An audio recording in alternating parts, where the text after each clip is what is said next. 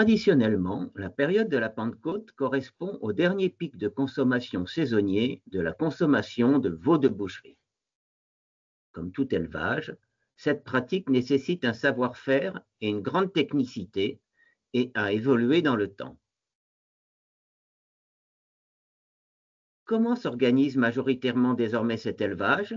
Comment se structure cette filière et quels en sont les grands enjeux présents et à venir? Témoignage de Philippe Briand, chargé d'études et de conseil filière veau de boucherie à la Chambre régionale d'agriculture de Bretagne.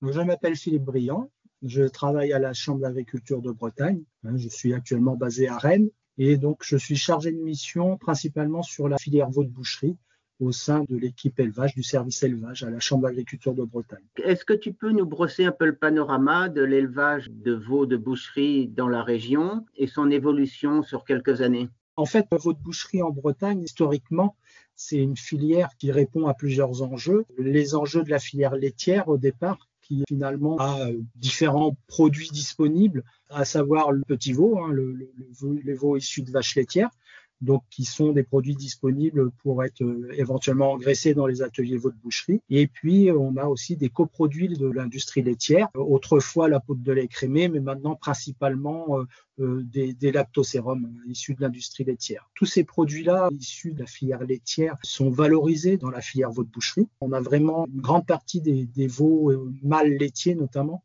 qui sont utilisés dans la filière veau de boucherie et qui sont alimentés par en partie des produits laitiers, puisque en fait les veaux de boucherie sont alimentés avec une forme de lait reconstitué et une autre partie c'est plutôt des mélanges de céréales, une alimentation solide. Comment se structure actuellement cette filière? Si on regarde un petit peu dans le passé, on avait autrefois des ateliers veau de boucherie qui étaient beaucoup en complément d'ateliers laitiers, à une époque où la production laitière était contingentée, donc on avait pas mal d'ateliers complémentaires de ce type-là. Et là, progressivement, on assiste à une spécialisation en fait de la production de veau de boucherie avec des ateliers plus conséquents, plus grands, voilà, et donc plus spécialisés dans cette production. La filière, on va dire, respecte les grands équilibres économiques dans le sens où on a finalement un bon équilibre entre l'offre de viande de veau et la demande du consommateur en viande de veau. Et parallèlement à ça, on a un nombre d'élevages qui est, je dirais, en proportion de ces volumes-là. Et du coup, grâce à ça, on a des cotations, notamment de viande de veau, qui se maintiennent à des niveaux, en plus, c'est là en ce moment des niveaux assez hauts. Donc on valorise bien la viande de veau et avec une consommation, comme je le disais tout à l'heure, à peu près équivalente à la production. Ceci dit, on importe de plus en plus de viande de veau, donc voilà, on n'est pas autosuffisant aujourd'hui sur la viande de veau. Le veau de boucherie, c'est une consommation qui est essentiellement, on va dire, dans les pays latins et principalement la France et l'Italie. C'est vraiment les deux grands pays consommateurs de viande de veau. Dans les acteurs du veau de boucherie, on a les Pays-Bas qui sont vraiment un acteur important sur la production de viande de veau de boucherie, mais par contre qui ne consomment pas. Ils n'ont pas le marché de la consommation. Donc ils exportent principalement. Donc nous, on a à la fois, je dirais, le bassin de production avec les industries laitières, avec les éleveurs laitiers, donc les petits veaux et les coproduits laitiers, et aussi le bassin de consommation. Donc en cela, on a toutes les armes pour avoir une filière plutôt bien portante. Quels sont les grands enjeux de l'élevage de veau actuellement? Le principal enjeu, mais qui ne concerne pas que la filière veau, on est aujourd'hui sur quand même un enjeu de renouvellement des actifs, avec un souci effectivement du nombre d'actifs disponibles, de nombre de jeunes qui veulent s'installer en veau de boucherie, on n'en a pas beaucoup. Et en fait, l'installation là est beaucoup freinée par le prix de la construction. Aujourd'hui, on a des parcs bâtiments en veau de boucherie qui sont quand même assez vieillissants, qu'il faut pouvoir remplacer. Mais là, le prix de la construction a tellement augmenté que finalement, la viabilité économique sur les premières années, elle est compliquée à avoir. Il y a un taux d'endettement qui est très élevé à l'installation. Quels sont les modes et systèmes de production et d'élevage les plus utilisés actuellement? Alors en fait, les ateliers veau de boucherie sont spécialisés. On récupère en fait les veaux qui sont rassemblés dans les centres d'allottement. On récupère un certain nombre de veaux.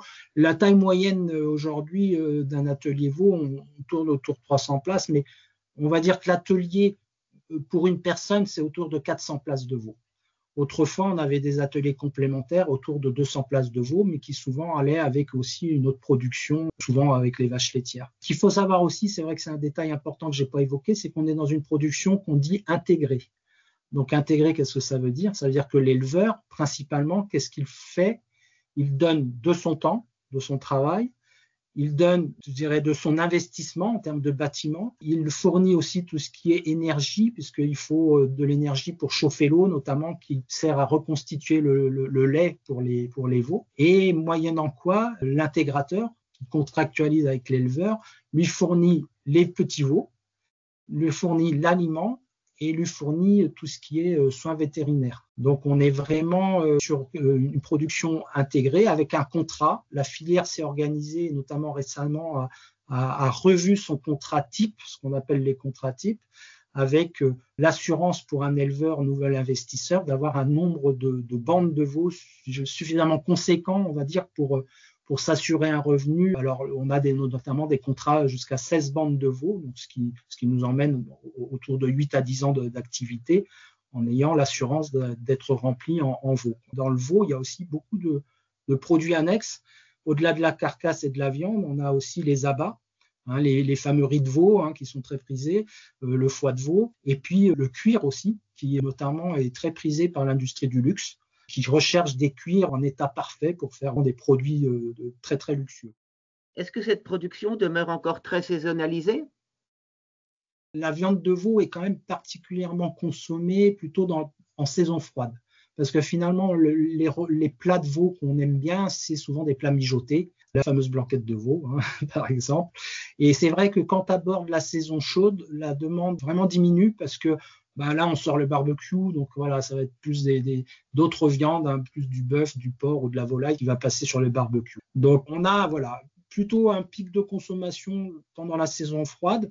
C'est vrai que les intégrateurs, par exemple, essayent de mettre en place les veaux de façon à ce qu'ils sortent plutôt à cette saison froide, et puis ils essayent de ralentir un petit peu la sortie de veaux en plein été, notamment juillet-août, ce qui fait que, par exemple, là, en ce moment, on va aborder le veau de la Pentecôte.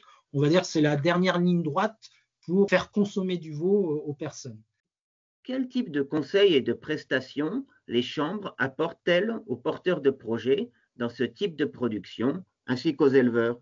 Pour ce qui est des missions pour les porteurs de projets, on participe à l'élaboration des projets d'installation via ce qu'on appelle les projets 3P.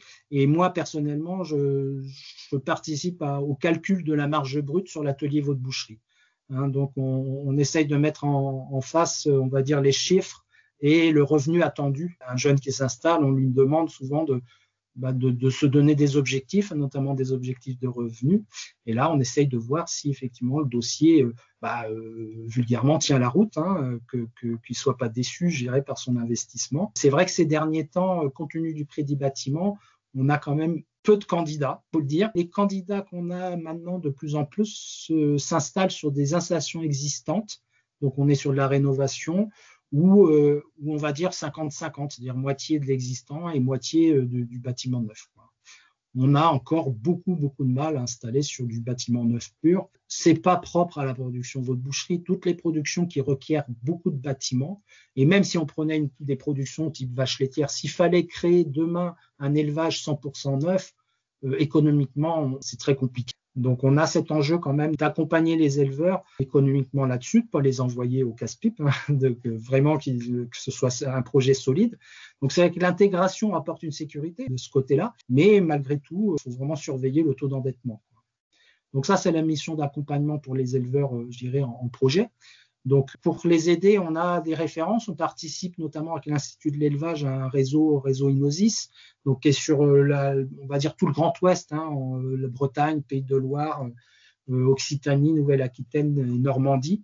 Ce sont les régions et les départements chez qui on suit des élevages de veaux de boucherie. On a une centaine d'éleveurs de veaux qu'on suit et on récupère leurs données pour justement faire de la référence économique et pour aider les décideurs, soit les porteurs de projets, mais aussi les financeurs, à avoir des repères fiables sur la production. Dans les autres missions aussi, c'est de participer à des projets, notamment des projets de recherche appliquée. Là, récemment, moi, j'ai participé à un projet qui s'appelle Renouveau, où on explore des nouvelles façons de produire le veau, parce qu'on sait globalement que sur les productions typées un peu hors sol, on est très attendu au niveau sociétal, notamment sur le bien-être des animaux. Donc, on se doit d'explorer aussi des nouveaux modes de production, même si c'est pas la réalité du moment. Il faut pas rester en attente, quoi. Il faut être plutôt proactif pour essayer de voir ce qui est viable ou pas, d'ailleurs.